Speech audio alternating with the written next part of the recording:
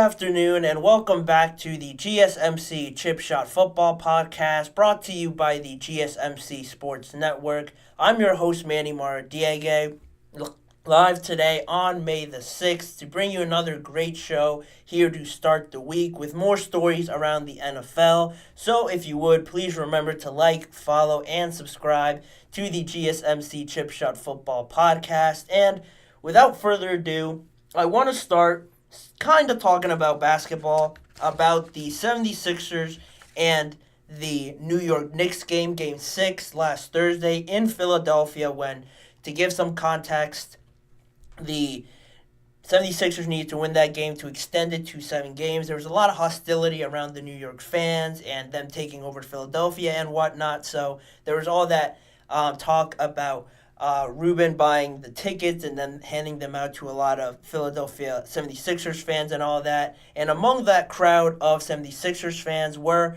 A.J. Brown and Saquon Barkley. Of course, like most NBA arenas do, they show all the big celebrities on the Jumbotron one by one, and they usually get a reaction from the crowd, obviously, who are looking up at the screen.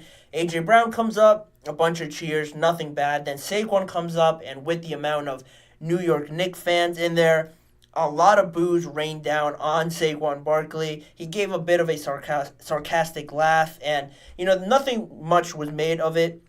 Saquon actually tweeted on the initial crowd reaction on his X account. All he said was, "It's been 2 months. No way y'all can still be this mad. Mother effort can't even go to a basketball game."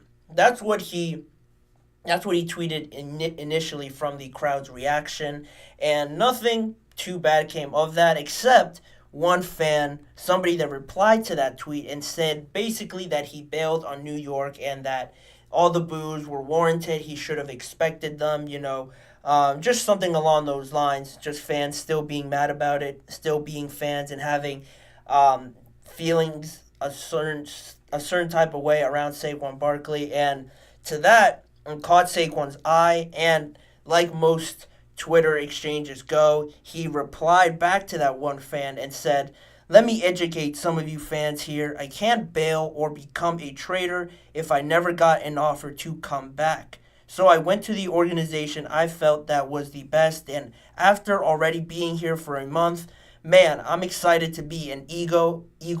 Go Birds." That's what Saquon Barkley said after that in replying to that fan, saying that. And that just brings up this question and really the bigger topic around this whole situation with Saquon. Of course, I felt a certain type of way as well about Saquon going to the Eagles, and I got my reactions from it. It did come as a bit of a surprise. I'm sure it hurt a lot of New York fans. Of course it did, by going from one division rival to another. But I think the biggest thing and the biggest topic that this really brings up is, who is more at fault here with this whole situation. You could look at Saquon and think, was he more wrong for going to the Philadelphia Eagles instead of choosing? I'm sure he had way other options to choose from as well. The Texans were in there. Was it wrong for Saquon Barkley to choose the Philadelphia Eagles instead of all the other options that he had? Or is it worse off by the New York Giants to not even offer him a contract to come back and sign with them after Saquon Barkley claimed that to be the case? And it is an interesting thing, referring to this offseason and his move. You look at the contract that he got with the Philadelphia Eagles. I mentioned the Texans as being another option. One option that I thought would probably be ideal. Of course, then the Texans went on to trade for Joe Mixon, so they've kind of addressed their running back situation. But at the time, I thought Saquon there with CJ and all the other talent that they had. Imagine then if they added Stephon Diggs. I thought it was a great situation for him. And I just never thought he'd join the Eagles, first of all, or that he'd even consider the Commanders, the Cowboys, or the Eagles. I know I saw reports around it. There was a lot of people that said that the Eagles were certainly interested, but I just thought it would never happen. And then you have to consider the money aspect and the contracts and the running back market, which I think make the biggest sense here in this scenario I've laid out here a little bit is that I don't know the offer that the Texans or anybody else gave Saquon Barkley, but at the end of the day, when you look at what he got from the Philadelphia Eagles, a 3-year, $37 million deal, $26 million guaranteed. He's earning about 12 and a half, $12.25 million per year. That's one of the highest. That makes him one of the highest paid running backs in the NFL. And this also just follows the offseason prior to that when the New York Giants gave Daniel Jones that massive contract. Now they're having second thoughts about that. So you think back to last year and that decision between Daniel Jones and Saquon. All right, you franchise tag Saquon. I'm sure he didn't love that, but he goes out, pretty much carries this offense when Daniel Jones goes down. They don't really have that many receivers. And you head into this offseason and you're not even going to offer him a contract deal or any sort of offer to come back. According to Saquon, there were a lot of reports saying that from Joe Shane and head coach Brian Dable that, they were always saying that they would love Saquon to come back. They weren't really going to franchise tag him again. But they always said that they wanted Saquon to come back and that they would love to have him on their team. But really, in totality, you look at Saquon and I don't know exactly how old he is. I'd have to imagine he's 27, 26, around that age. To have been in the NFL this long and not have been off of your rookie deal, that fifth-year option, that franchise tag, and now just getting into your second contract, I think that's the biggest point to me. Once you're thinking about the Eagles and the team, all that can get lost instead of thinking about, what works best out for you and your family and your health really most of all, because Saquon, like most running backs do, after the age of 28, 29, all these teams start thinking that they really aren't worth more than $8 million per year. So Saquon having all of that in mind, being one of the top most talented running backs currently in the NFL, you almost have to just take the best offer that you can get, especially when the Giants haven't offered you anything to try and come back, even to have you consider being a New York Giant further along 3 to 4 more years after this season. That really is the biggest point to me, and I'm really just at a loss for words with the Giants and thinking about blaming Saquon if the Giants really didn't offer him anything else because he's just looking out for himself and just reading the room, knowing how this running back market is going, and just knowing that in a few years he might not get this offer ever again. So I don't blame him for jumping on this opportunity.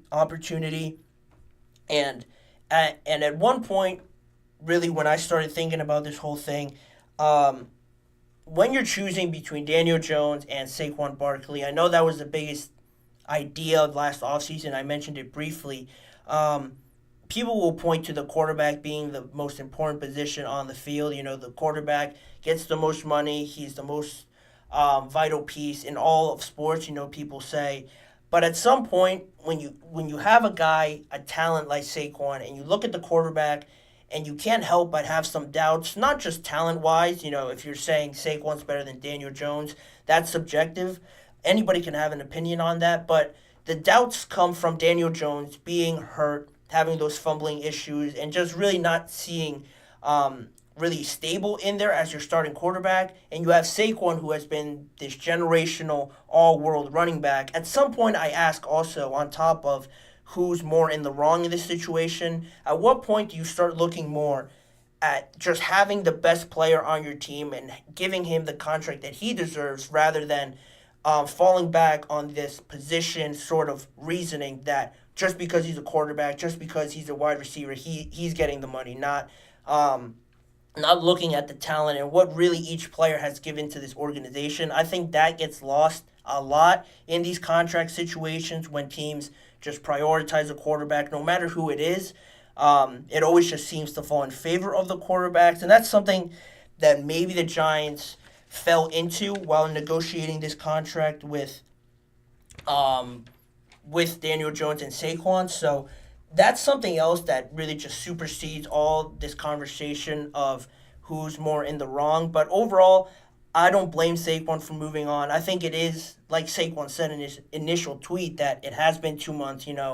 let's get over it. I'm sure some New York fans haven't gotten over it as they showed at the 76ers games, and I'm sure they're still not going to get over it months now, probably heading into the season when he goes and plays for the Eagles in New York. I'm sure he's going to get 10 times as many boos, but that's just what comes with it when signing for the Eagles.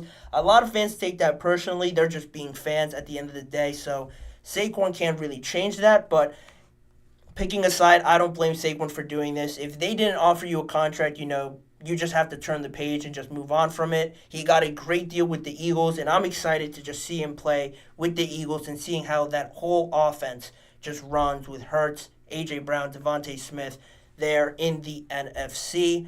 But that'll be that for that segment. And coming up on the rest of the GSMC Chip Shot Football podcast, we have a lot more to talk about. One being Odell Beckham Jr. signing with the Miami Dolphins. How does he fit in with Tyreek Hill, Jalen Waddle? What kind of deal that he got? That's coming up. Plus, a few Cowboys touched on the CeeDee Lamb situation, those being Dak Prescott and Brandon Cooks, talking about CeeDee Lamb's absence and his whole contract negotiations going on right now. Those two subjects coming up, plus a lot more on today's episode of the GSMC Chip Shot Football Podcast. We'll be right back. I feel like I'm losing my mind. Is everybody in the world blind? Please, Lord, give me a sign, a sign. I feel like I'm losing my mind. Is everybody in the world blind? Please, Lord, give me a sign, a sign. I wanna be the greatest. Everybody on the fake shit. I look around and feel like everybody is the fakest. I make this every day and I'm impatient. Hoping one day I blow up from the basement. Statement, the top is so vacant. I don't hear shit that I think is amazing. Waiting for my day when I'm playing. Sold out shows for 1,000 faces. Hey, give me that crown. Get in my way and to be put down. It ain't your place, all this my town. If I want that shit, then I'll get it right now. I'm losing it, the news it fits. I'm losing shit, a stupid myth. You choose to live or choose to dip. You choose to fight or lose your grip and lose a gift. Oh. I feel like I'm losing my mind. Is everybody in the world blind? Please, Lord, give me a sign, a sign. I feel like I'm losing my mind. Is everybody in the world blind? Welcome back to the GSMC Chip Shot Football Podcast. To start on the second segment, I mentioned Odell Beckham Jr. signing with the Miami Dolphins. We're going to get into that in just a second, but before that, I want to remind you guys, if you have any questions or comments on any of these segments or anything we talk about on today's live show, to use the tip and donations link you see on your screen. GSMCpodcast.net is that link. By using that, I can see your question pop up in my chat box. I can react to it, take your guys' perspective on anything I say or what we're talking about, make it more engaging on the show, and it's also a massive help for not only this show, but all the other shows across the network as well. So if you would, please use the tip and donations link, GSMCpodcast.net, with any of your questions or comments. Like I mentioned before, Odell Beckham Jr. signing with the Miami Dolphins, an ongoing saga this offseason. The deal was officially announced last Friday. The Dolphins reportedly agreed to a 1-year, $8 million deal with Odell Beckham Jr. Only $3 million of that is guaranteed, and the rest of the $5 million will be incentive-based and performance-based, I would imagine. This offer was supposedly less than what other teams offered Odell Beckham Jr., and really it just came down to, at the end of the day, Odell just liking the fit better in Miami, thinking it was a better choice for him than all the other options he had. And this is really going back to mid-March, late March, not only when Odell was released from the Baltimore Ravens at the start of March, but he had an offer from Miami in the early part of the offseason, right around the NFL owners meeting, and they asked Mike McDaniels about it. He said basically that the offer was out there. It was presented to OBJ, and that these sort of things, the financial side of everything, takes time, and it really did take a lot of time because now we're after the draft, and the Dolphins and OBJ have finally agreed to this side. And it just felt like it was a better time to wait until after the draft to get a better idea of what this wide receiver room could look like for the Dolphins, because if they drafted a couple guys, maybe Odell might not have wanted to come here. It might not have seemed so appealing, but they really didn't address that side of the offense, and now Odell really slots in there as the number 3 wide receiver alongside Tyreek Hill, Jalen Waddle, and now with Tua, with those running backs they have in the backfield, most are coming off of a great season. Shane as well showed a lot of promise in his rookie year. This offense on the Miami Dolphins seems to be becoming a bit more complete.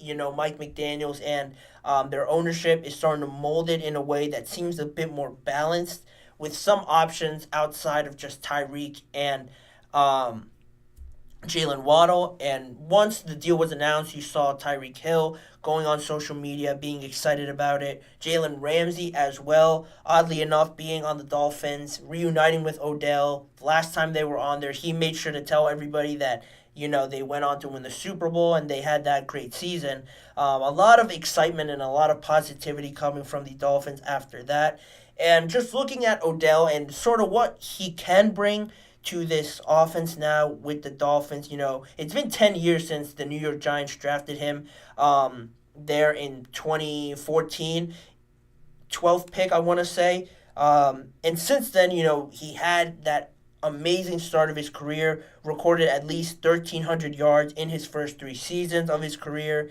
Then it sort of broke down. The Giants weren't really elevating to a place that he wanted to be at that point in his career. So he was traded to the Cleveland Browns, where he again had another 1,000-yard season until, unfortunately, he tore his ACL with them in his second year there. And then from then on, you don't want to say he's been, just plagued with this label of being injury prone, but he has been really unlucky at times. I mentioned that initial ACL injury, then the Browns released him in November of 2021, and then he went on to sign with the Rams, went on to win the Super Bowl, but he unfortunately again tore his ACL in the Super Bowl, and he was eating in that Super Bowl. The first half, it was all Odell. He caught the first touchdown. It seemed like he was on his way to a career day, but then just to end the first half, his knee buckled a little bit, and you could see it from his reaction then on the sideline that,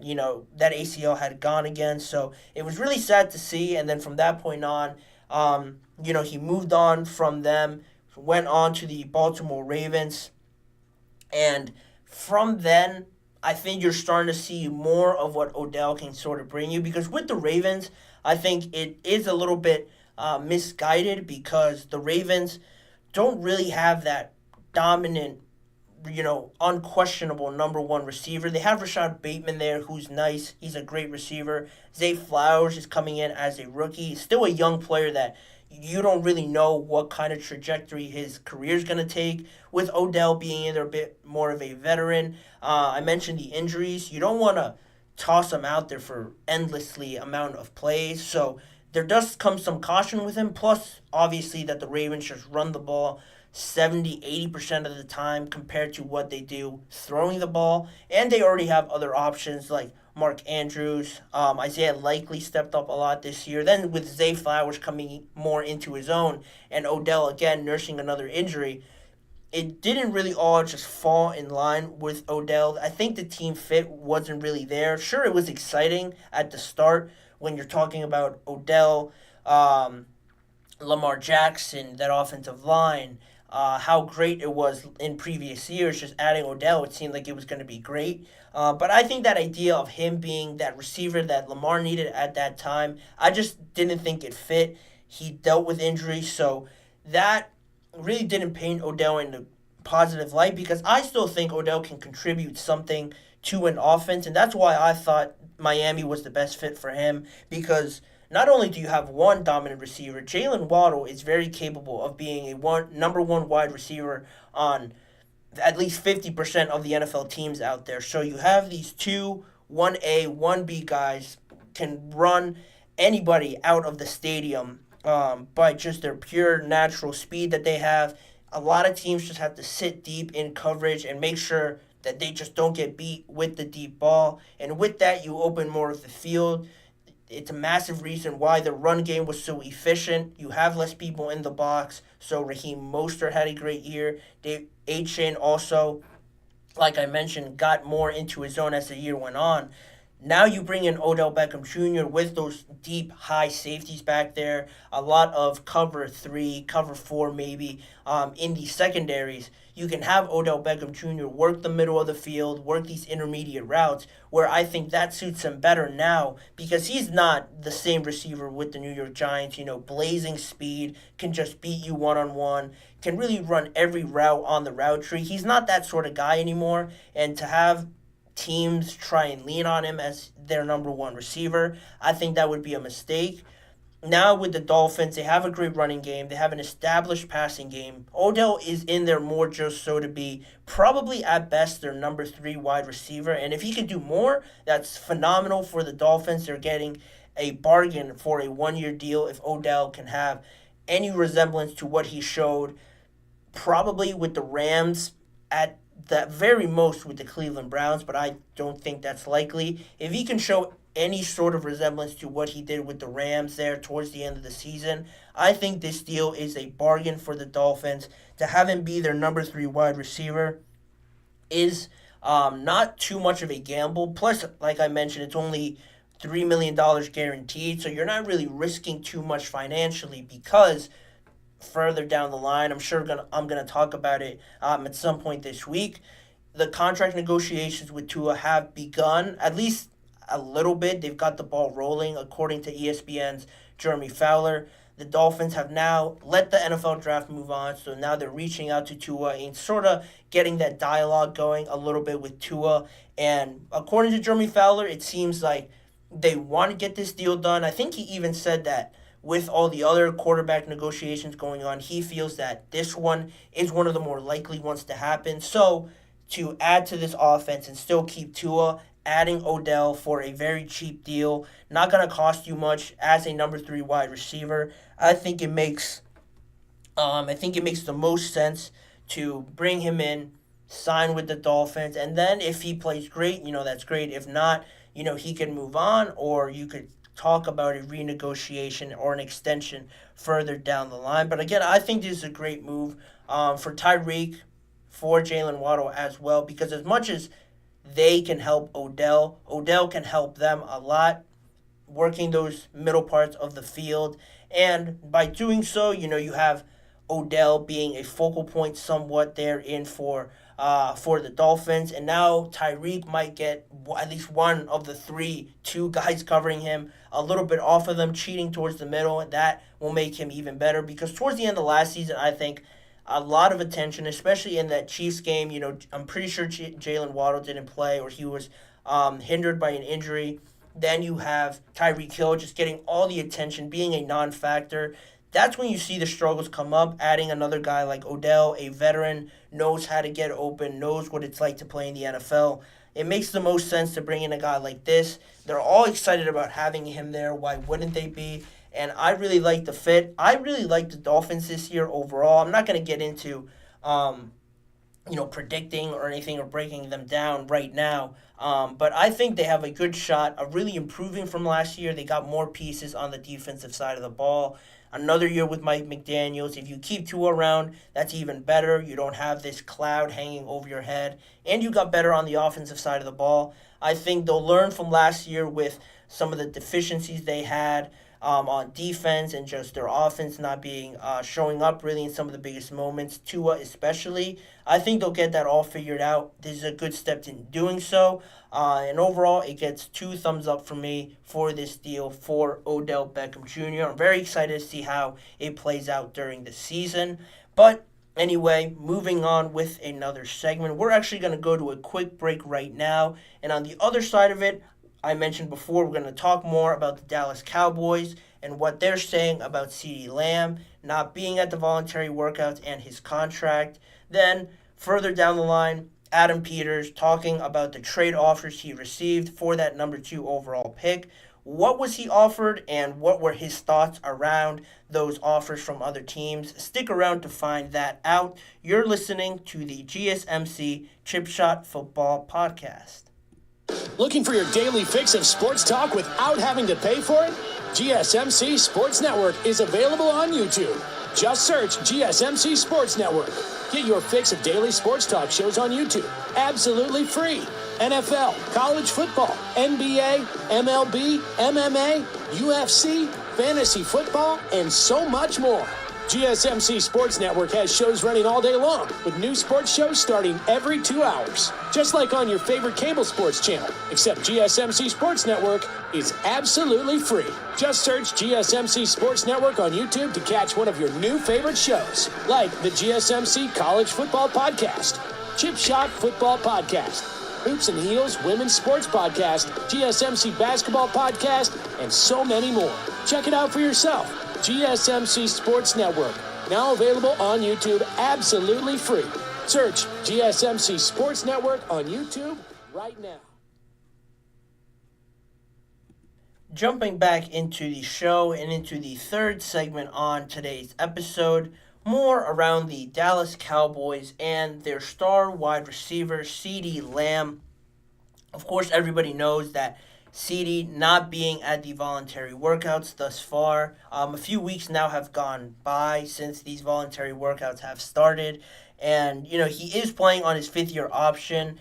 The team exercised it last offseason, and still yet there hasn't been really much movement in this negotiation process between Jerry Jones and the Cowboys and CeeDee Lamb on trying to find an extension for him. In other teams, we've seen Amon-Ra St. Brown get an extension.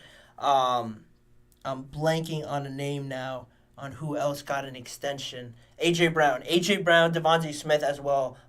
Wasn't paid that much, but he also got an extension. So that makes at least 3, and 2 of the receivers that got those extensions really resetting the bar on the highest paid. It was Amon-Ra first, getting that massive deal with the Lions. Then, just a day or 2 later, A.J. Brown supersedes him, and he becomes the highest paid wide receiver in the NFL. So you have already other teams making movements around this, and but the Cowboys, I will talk about Dak Prescott, but the Cowboys, I don't want to say they're trailing behind right now, but with these other teams making moves now, the bar is getting raised higher and higher. It's more expensive and more expensive for the Cowboys to try and re-sign everybody.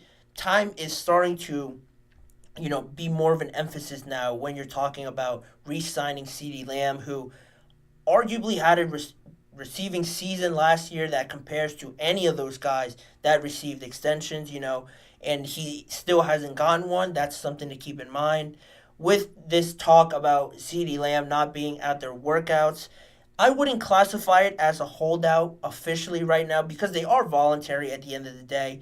No real time to panic right now if you're the Cowboys, but you would like him to be there, but if he's not, it's not really the end of the world. A lot of people skip out on these. As an example, Justin Jefferson, I'm sure last year thought he might have got a contract extension but didn't. He skipped out on the voluntary workouts, and he ended up playing last season for the Minnesota Vikings. So, these different scenarios play out specifically to that person. But talking about holdouts and how those have played out in recent memory for the Dallas Cowboys, you look at a guy like Zach Martin, held out. You look at a guy like Ezekiel Elliott, ironically enough, now being back on the team.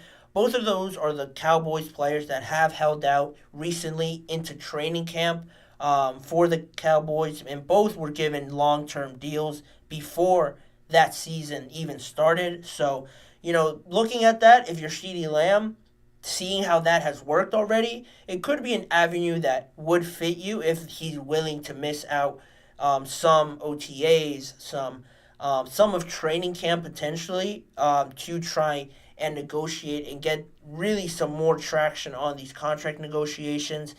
I don't see it as a bad idea, but again, we're still early on to talk about how that could impact, the locker room and how that makes other people feel. But one person that talked about it, I mentioned before, Dak Prescott, spoke with Patrick Walker of the official team website about CeeDee Lamb not being at the voluntary workouts, to which Dak Prescott responded, "We're roommates all of July, so if that's the case, that'll be fine. No worries. I know what he's doing. I know how he's preparing. All the confidence in the way he's preparing and how he's doing."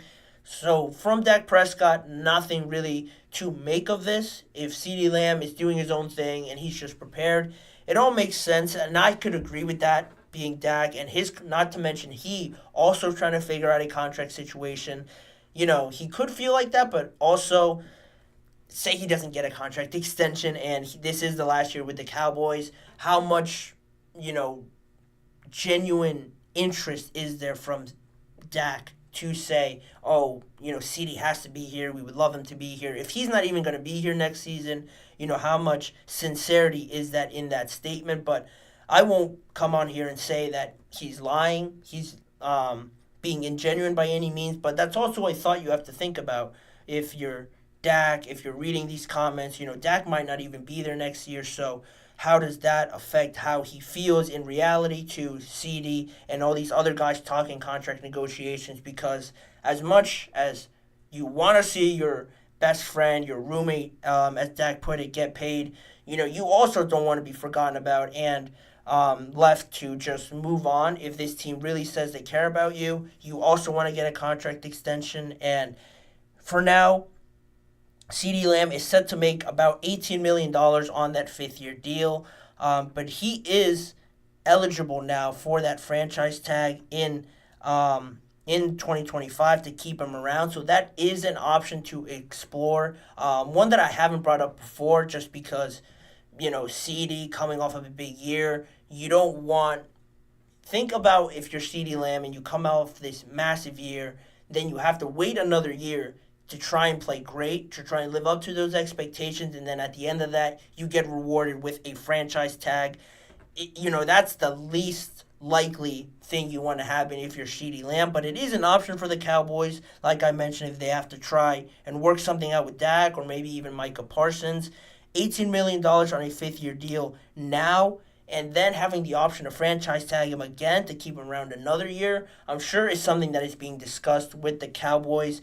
It'll be interesting to see how that plays out. Nobody likes the franchise tag, but it is an option for the Dallas Cowboys. It is reported, obviously, that CeeDee Lamb wants a top contract, wants to be paid like one of the top receivers after a monster season. Why wouldn't he? So already he is filling into those expectations that many people would have thought about heading into this season, having the season that he had. He wants to be paid like one of the best. That means it's going to cost the Cowboys about $30 to $32 million per year for a massive contract with CeeDee Lamb. Plus, you have to throw in there all the guaranteed money, obstacles you have to go through and make sure it all correlates with both parties. That's going to take time, and we are in May, I will acknowledge. So I am bringing this up, but again, it's not time to panic right now, but people are being asked about it. The discussion is being had of the what ifs. CeeDee's not there for training camp. What if you don't get a contract extension done this offseason? That is something logical to think about up until now, because the Cowboys haven't really shown anything to make anybody think or expect that they're going to get a deal done with CeeDee Lamb this offseason. It's happened before, but Zeke and Zach Martin haven't had to deal with who's to say a comparison, Dez or DeMarcus Lawrence also being up for extension in that same time period. It was always you have to focus on Zeke or you have to focus on Zach.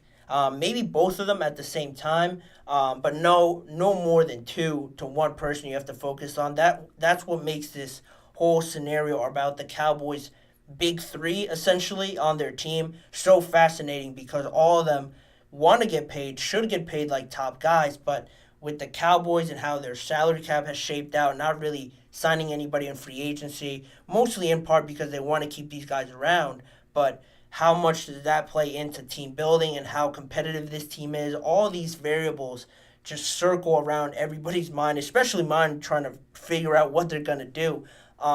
It does play into these decision-making decisions. And also on this topic, Brandon Cooks was another one that was asked about CeeDee Lamb and his contract and what he thinks about it in regards to how much CeeDee Lamb should be earning. Brandon Cooks talked with John Machada of The Athletic, and he said on CeeDee Lamb, "The guy is a freak. He deserves everything that's coming his way. I hope he gets every single dollar so he can and is the highest paid receiver in the league because he is the greatest receiver in the league, no doubt." And that's going to cost him. It's just back to what I just said before. $30 million is the absolute minimum if that be the case. CeeDee Lamb wants that, and it's still very early on. Holdouts have worked so far for some of these guys like Zeke and Zach Martin. Will CeeDee Lamb be pushing to that extent? He has said already to TMZ, I believe, that he will be in Dallas come the season. He will be playing for the Cowboys, so that's a positive sign, but a lot can change. You look at other situations, most notably the T. Higgins situation.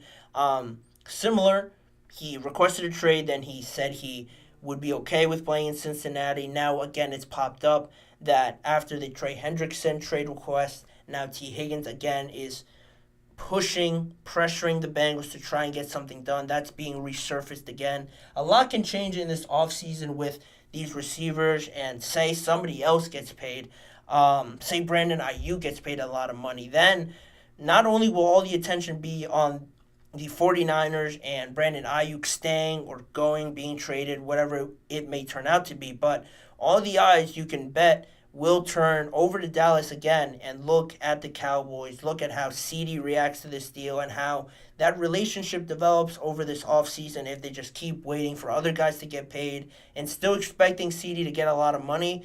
I'm very interested to see how they do it. I think CeeDee, if I'm picking again, I think CeeDee will definitely be one of the ones that get paid by the Cowboys. My biggest doubts probably lie around Dak. I've said it before. Micah's way too good. CeeDee's way too good to let go of.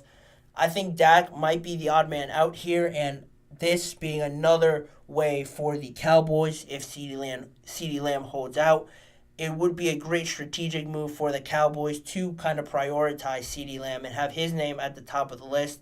If it's worked before, these two holdouts have worked prior to this happening, why wouldn't it work again with Jerry paying all of his guys this money? It's a great way to ensure you get that money, and I think CeeDee at the end of the day will get it. It just depends on when, not if he gets it, but when this contract comes for CeeDee Lamb. But in the meantime, we move on with the rest of the show. A few more topics to talk about on today's episode. I mentioned Adam Peters, him reacting to some of the offers that he got for that number 2 pick, and how at the end of the day, nothing really impressed them. Plus, we're going to be reacting to the Netflix comedy special last night, The Greatest Roast of All Time, roasting Tom Brady. I'll give my reactions to that and what I really enjoyed about that special from last night. If you didn't get the chance to see it, make sure to go and do that. You won't want to miss it as much as you wouldn't want to miss the rest of this episode. So stick around. We'll be right back.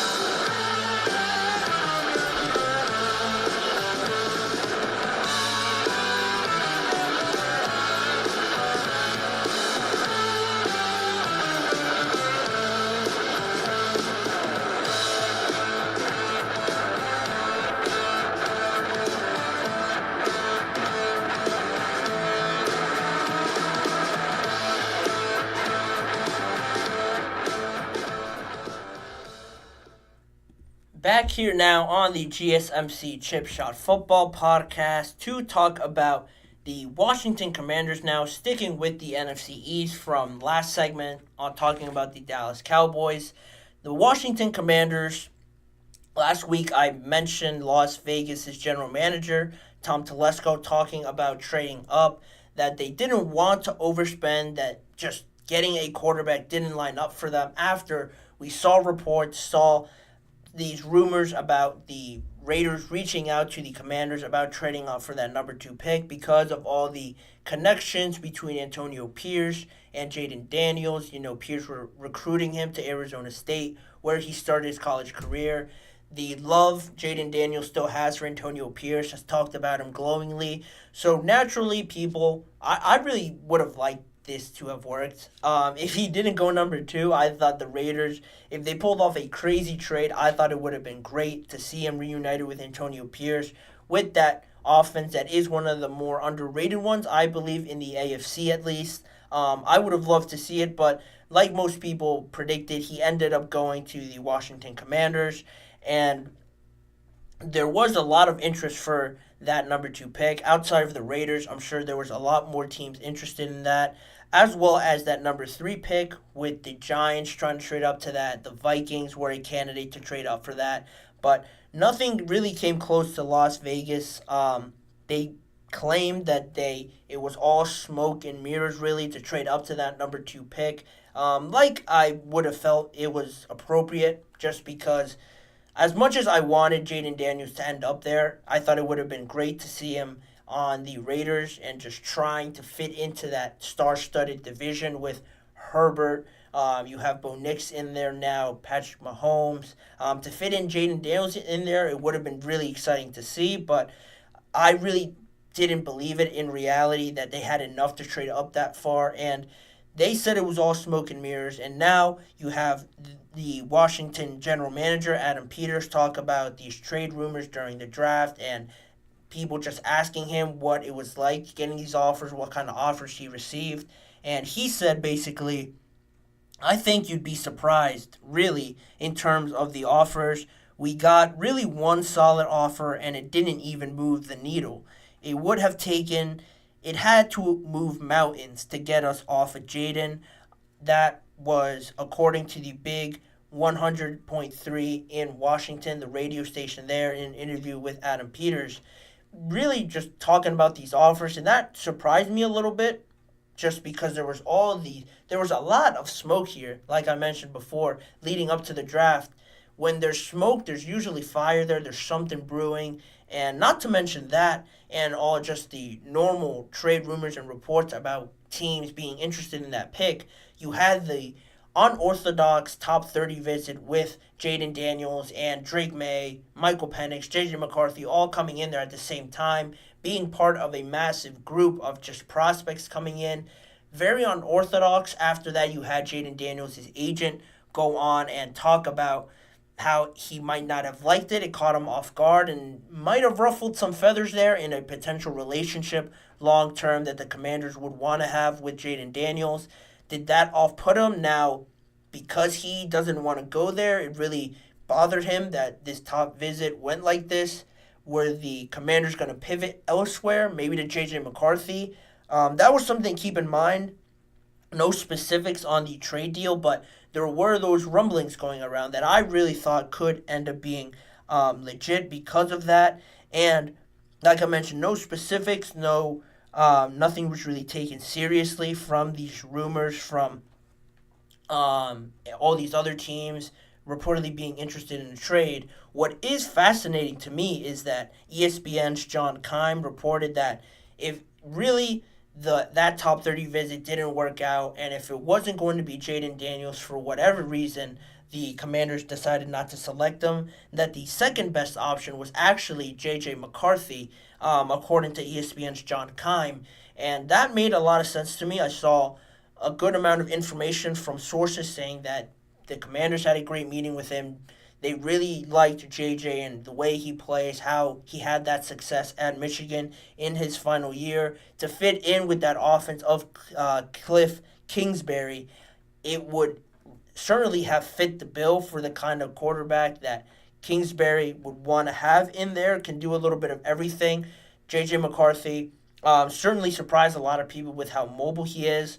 We saw the success Kingsbury had with Kyler Murray, and while J.J. might not be Kyler Murray in terms of running it, he certainly can get out of the pocket and create something. So either if they went J.J., it definitely would have gained a lot more of a surprise reaction. But regardless of that, that surprised me too, reporting that and saying that J.J. was the second option. Just imagine if J.J. went number 2 overall in the draft, how everybody would have lost their head. Potentially even more than the Michael Penix selection at number 8. It would have certainly been up for debate, but that was something I found fascinating. And now with Minnesota and Las Vegas as the trade suitors, you had to think about their offers and how Washington considered their chances to still maybe get a top quarterback with those picks, really with Minnesota and Las Vegas. More so Minnesota because they had those 2 draft picks in the first round.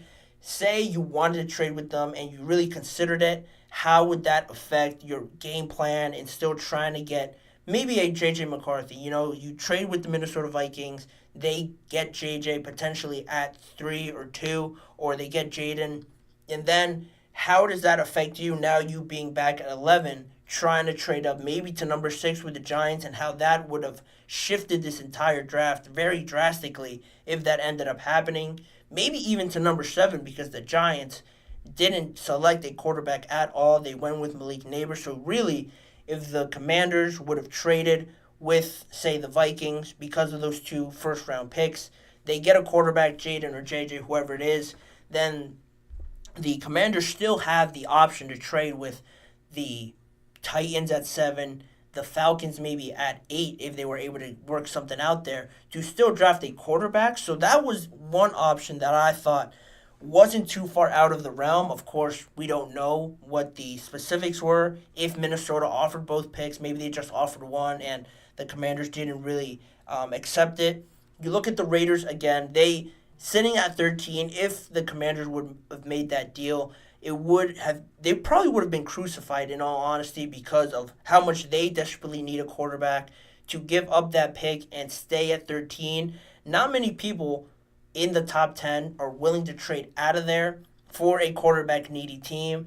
It would have really painted the Washington Commanders in a bad light, and I was surprised from that point just on the idea that the Raiders really didn't push overly hard to get a deal done. I'm sure in some world they could have offered a boatload of things. I wouldn't have agreed with it, but I just thought it was odd that the Raiders didn't pursue this a bit more strongly, because the common trend, if you need a quarterback, right or wrong, if it's the right decision to make, usually teams overdo it just to try and get that quarterback because everyone's saying they need a quarterback.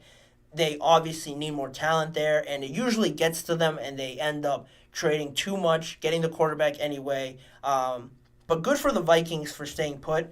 I just thought it was a bit odd to see them not doing that because that is usually how it goes. And now, thinking about this big picture and how all of this is connected, thinking about these trade offers now and how all these quarterbacks will be inevitably connected the rest of their careers. Who is more likely to benefit from the choices that they make in this NFL draft? As just a question to throw out there to wrap up this segment. You look at the Commanders just turning their heads away from any trade offers. We don't want to listen to anything. We want Jaden Daniels. How does he pan out the rest of his career? You don't wish him the worst. You want him to do great, but say he doesn't live up to being the number 2 overall pick. It's not too far out of the realm of possibility. We've seen it a lot in these recent draft classes with number 2 overall picks and just top quarterbacks. This could really not work out, say. So how does this pan out the rest of their careers, thinking long term?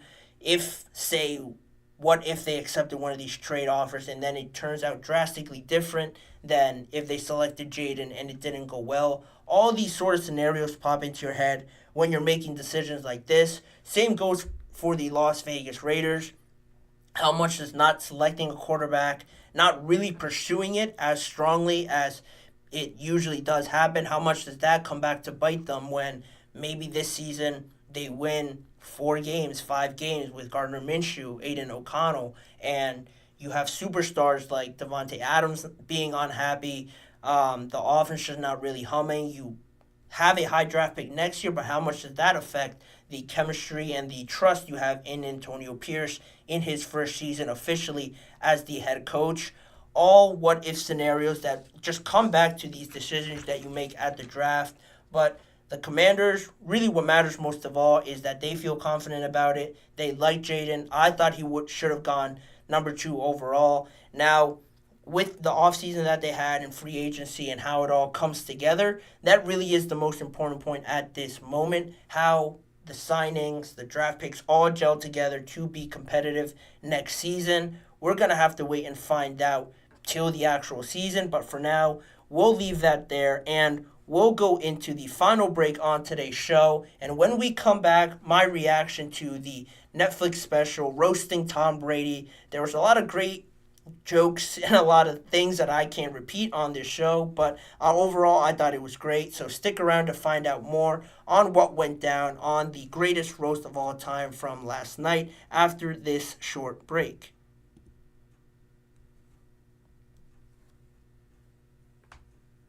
For the best and latest podcasts available anywhere, go to the podcast app on your cell phone and type in GSMC to access free content-rich podcasts on health and wellness, book reviews, sports, entertainment, relationships, social media, movies, technology, finance, and even weird news. Subscribe and download the GSMC Podcast Network's family of shows, available everywhere podcasts are found.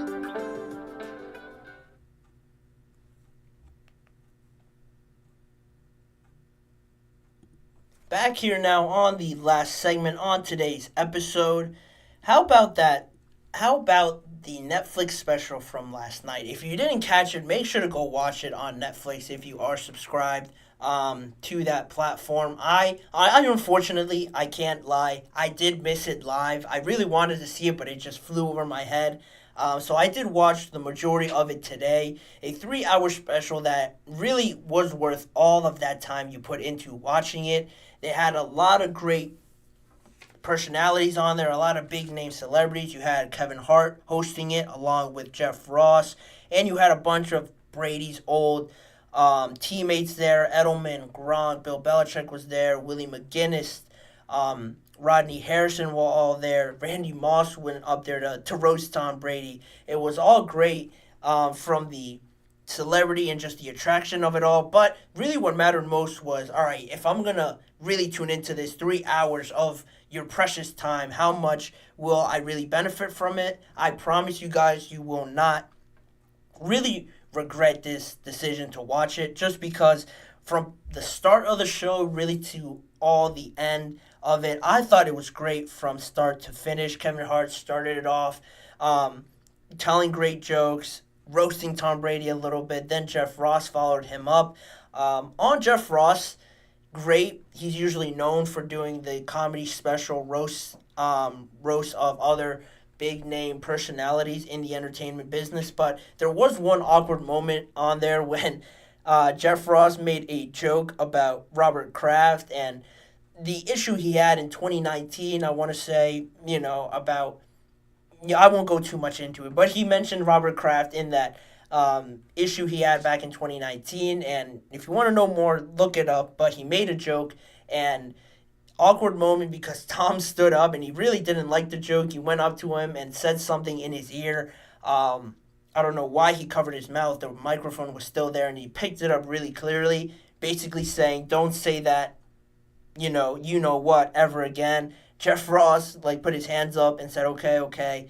So that moment was pretty awkward between Jeff Ross and Tom Brady. But regardless of that, I'm surprised that there weren't more moments like that, because if you watch, a lot of these jokes were just crazy that these comedians were saying. Nikki Glazer was great. Sam Jay, also another comedian, went up there, and they were really funny. Probably two of my favorites, along with Bert Kreischer and Tom Segura. And surprisingly enough, Bill Belichick was one of my favorites as well. Wasn't out there to start the show, but he came out after Ron Burgundy, who also was great, told a lot of jokes. Him being from New York, told a lot of Eli Manning and giant jokes related to Brady. I thought those were great. But Bill Belichick surprised everybody by being there. And again, Bill Belichick, he's not the most easygoing, lighthearted, can tell these dark humor jokes. That's probably the furthest description you get from Bill Belichick. But he went up there. All props to Belichick getting up there and telling some of these jokes. He roasted Tom, roasted some of his old players. I thought he was great. And since not having a job in the NFL, I think Bill's great. I love this side of Bill Belichick even more. And maybe he just shouldn't get another job because this side of Bill is a lot more fun and I enjoyed a lot more. But no, in all seriousness, he should get a head coaching job. But if he continues to act like this, he could have a job lined up afterwards after he's officially done with the NFL. But on top of that, you had Belichick in there being great. Some great jokes from Nikki Glazer again. I have to mention her. She was really funny, one of the standouts from it. And just a lot of great sets from really everybody that was in there. Dana White got in on the action, roasting Tom Brady. And one of the things that I thought was great afterwards, after all these sets, Gronk went up there and he told some funny jokes, but afterwards he had a shot with Bill Belichick, Tom Brady. He actually spiked his shot glass, which was great. We'll get a lot of people to tune into that. And Tom Brady, of course, got his chance to, respond to everybody who made jokes on him towards the end. He took a couple of shots at Peyton Manning and Eli, the Jets, the Colts, the Bills, all roasting them, saying how he owns them.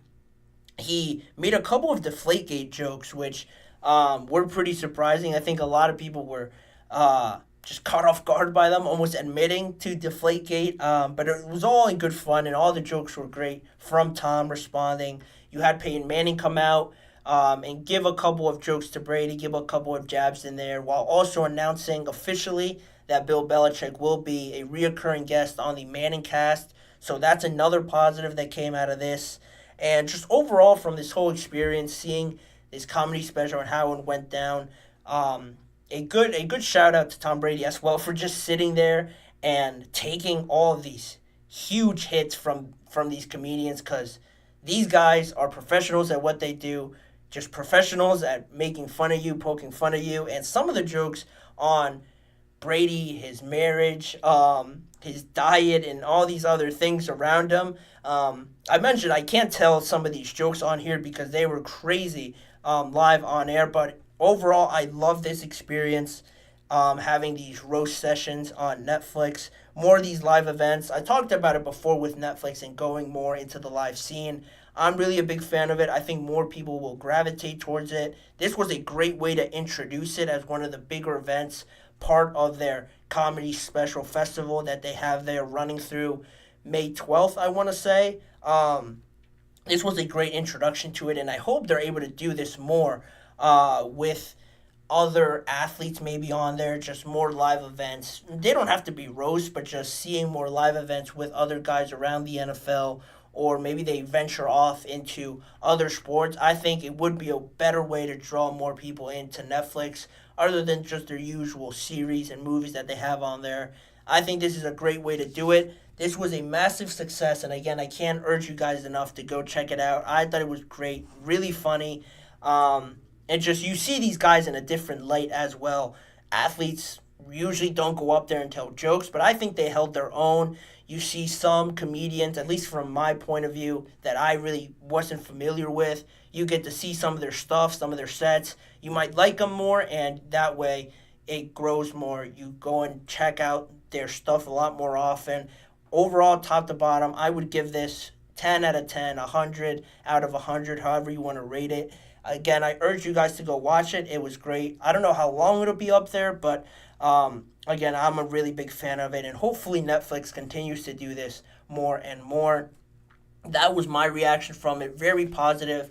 I couldn't find too many things I didn't like about it. But yeah, overall, great decision if you go out and watch that. But that was my reaction from it. I really enjoyed it. And on that note, I will conclude today's episode of the GSMC Chip Shot Football Podcast. Thanking you guys for tuning into today's episode.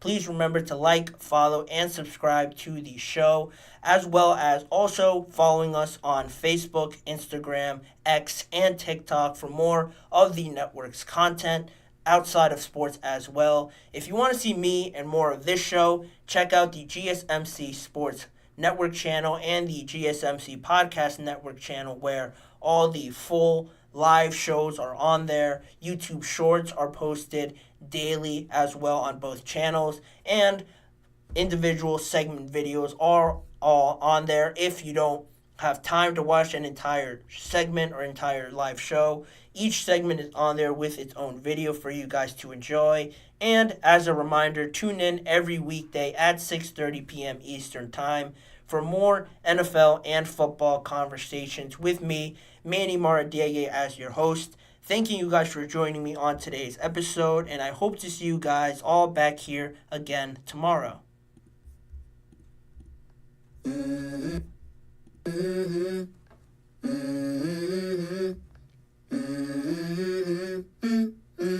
Let's go.